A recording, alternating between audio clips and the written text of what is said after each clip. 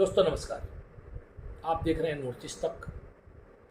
मैं चंद्र प्रकाश शर्मा एक बार फिर मारवाड़ी युवा मंच की भूमि क्रय संबंधी विवाद को लेकर आप लोगों के सामने हाजिर हूँ। इस पर चर्चा करने से पहले आप सबसे निवेदन है कि चैनल को सब्सक्राइब जरूर करें। जैसा कि आज देखा गया कि सारे दिन मारवाड़ी युवा मंच के दो गुट इस पूरे विवाद पर विभिन्न व्हाट्सएप ग्रुपों में अपनी क्रिया प्रतिक्रिया देते हुए नजर आए। आलोचनाएं हुई, खंडन हुए, सब कुछ हुए, किंतु इस विवाद में जो बात आज मुझे समझ में आ रही है वो ये है कि मंच के दो गुटों के बीच में आपसी अविश्वास इस स्तर तक है कि कोई भी एक दूसरे पर विश्वास करने की स्थिति में नहीं था। और यह जो भूमि क्रय संबंधी जो विवाद हुआ है, इस विवाद के पीछे भी कहीं ना कहीं यह अविश्वास भी एक कारण रहा है।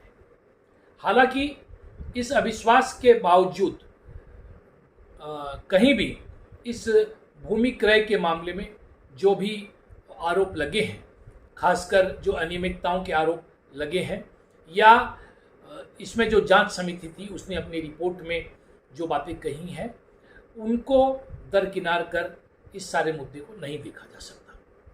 इसमें भी कोई दो राय नहीं है कि हिमशिखर खंडेलिया व अन्य लोगों ने इस बात को भी स्वीकार किया है कि कहीं न कहीं इस मामले में उनसे चूक हुई है।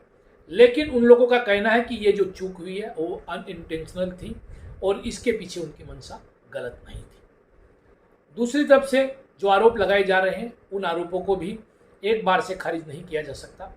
खासकर एक जो है फोरेंसिक रिपोर्ट का हवाला देकर कहा जा रहा है कि ट्रस्ट डीड में जो है कुछ हस्ताक्षर जो है उन हस्ताक्षरों को जाली किया गया था। ऐसा कहा जा रहा है कि जब नेतृत्व परिवर्तन हुआ, पंकज जालान जब जीत कर आए और जब उन लोगों ने इस ट्रस्ट डीड को मांगा तो पहले जब उन्हें ट्रस्ट डीड प्रस्तुत की गई थी, उन्हें दी गई थी, सौंपी गई थी, उस ट्रस्ट डीड में वो हस्ताक्षर विहीन थी, किसी के हस्ताक्षर नहीं थे। जब उन लोगों ने इस बात पर आपत्ति की और उन्हें जब ट्रस्ट डीड दी गई तो उसमें जो हस्ताक्षर थे वो हस्ताक्षर जो है वो सारे के सारे वो फर्जी हस्ताक्षर थे, जाली हस्ताक्षर थे।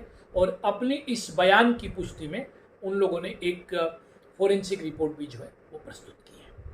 साथ ही उन लोगों ने ये भी कहा कि इस ट्रस्ट डीड के जरिए जो 11 ट्रस्टी बनाए गए थे उन ट्रस्टियों को असीमित अधिकार जो है वो दे दिए गए थे। जब ऑब्जेक्शन किया गया तब इस पन्ने को बाद में बदला गया। तो इस प्रकार की कई गंभीर आरोप हैं। हालांकि इस बीच आज तेजपुर के राजीव जैन ने मुझसे बातचीत की और उन्होंने अपनी बातचीत में अनौपचारिक रूप से मुझसे कहा कि ये जो सारा विवाद है उसमें उन लोगों की नीयत कहीं गलत नहीं थी। उन लोगों ने एक मंच का युवा भवन बनाने के लिए जमीन की जो खरीद की जो प्रक्रिया थी उसे शुरू किया और आमतौर पर जमीन खरीदे जाने के मामले में जो दिक्कतें आती हैं उन दिक्कतों को देखकर और उनके संदर्भ में जो गलतियां हो सकती हैं वैसी गलतियां उन लोगों से भी हुई। वहीं हिमशिखर खंडेलिया ने आज अपनी बातचीत में स्पष्ट किया कि हमने किसी भी प्रकार की कोई फाइनेंशियल इरेगुलरिटी नहीं की है या कोई वित्तीय अनियमितता नहीं की है। हालांकि दूसरा पक्ष जो है वो इस बात के आरोप लगा रहा है कि 30 लाख में शुरुआती बयाना देने की बात हुई थी, बाद में इसमें 50 लाख रुपया दिया गया था और किसी धीमान बोरा का जिक्र हो रहा है, जबकि दूसरा गुट बोल रहा है कि पावर ऑफ अटॉर्नी उनके पास थी। तो इस प्रकार की बहुत सी बातें जो है इस सारे मामला में उठकर आ रही है। और इस बीच कुछ लोग ऐसी बात भी कर रहे हैं कि इस मामले से जो है मंच की छवि धूमिल हो रही है। बात ठीक है, मंच की छवि धूमिल होने की बात ठीक है, किंतु मंच समाज के प्रति जवाबदेह है और इस सारे मामले में कहीं ना कहीं अकाउंटेबिलिटी फिक्स होने की जरूरत है और इसमें निरंतर चर्चा होने की भी जरूरत है। चर्चा में संयमित भाषा का प्रयोग करके अगर चर्चा की जाए और अच्छा हो कि दोनों पक्ष आपस में बैठकर अगर इस बात को चर्चा करके और सारे विवाद को सही ढंग से सुलझा सके तो इससे अच्छी बात कोई नहीं हो सकती।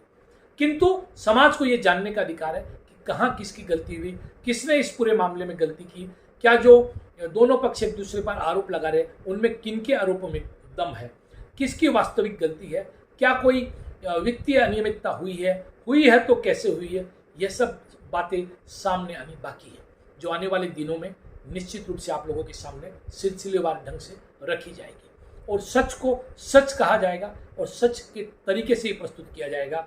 फिलहाल एक बात स्पष्ट कर देना चाहता हूं कि नॉर्थ ईस्ट तक इस मामले में पूरी निष्पक्षता के साथ दोनों पक्षों की बातों को समाज और मंच हितैषियों के सामने रखने की कोशिश कर रहा है।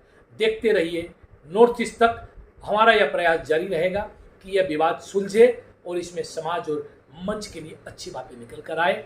और अगर किसी ने गलती की है तो अपनी गलती स्वीकार करे और स्वीकार करके इस सारे मामले को यहीं निपटाया जाए ताकि मंच के लिए सकारात्मक ऊर्जा के साथ आगे बढ़ा जा सके। नमस्कार, वंदे मातरम, भारत माता की जय।